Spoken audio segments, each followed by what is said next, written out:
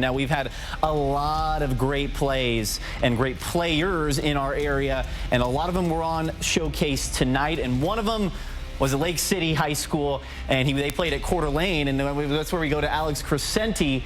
Big game for the big fella over there at Lake City. Tell us about this guy, because he is somebody that a lot of fans in the area are going to need to watch for years to come. Yeah, that's right. If you haven't been living under a rock, you probably know the name Blake Buchanan, senior center for Lake City, and just one of the best players in the entire country, let alone the region. He's going to Virginia to go play for head coach Tony Bennett, the former head coach of the Washington State Cougars, now national champion with Virginia. He was offered to go to Gonzaga, but he's like, nah, I want to go play for some champions. But anyway, he is putting on a show this entire season, and he displayed that again tonight. Lake City was scoring early and often, though. On the game's first possession, Colton Mitchell drives to the basket and gets the layup to go down. But this team can also beat you from deep. Later in the quarter, Zach Johnson nailing the three as the Timberwolves were in a rhythm.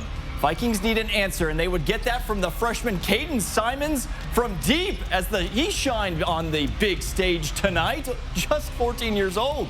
But the size of the Lake City just proving to be too much. Johnson with a tough drive to the rim and flexing on everyone there. The three-point shot was the only thing that was keeping the Vikings in this game in the second quarter. Coeur d'Alene down double digits, but it's Max Ency with the corner three that'll stop the bleeding. But you know Buchanan was going to show up eventually. There it is.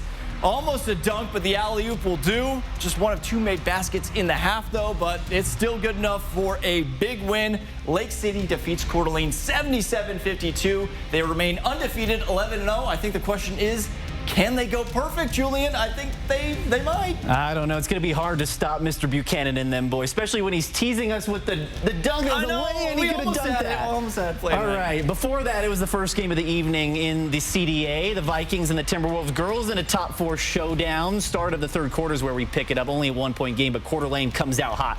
Libby Awbery hits the corner three. The Timberwolves answer. Check this out.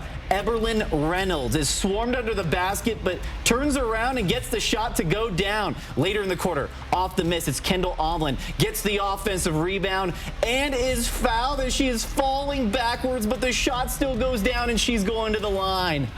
The coordination there. The scoring continues with transfer student Teagan Colbin pulling up for the long two. Despite what the analytics say, Lake City needs the timeout, but the timeout didn't do a whole lot of good as the Vikings continue their barrage.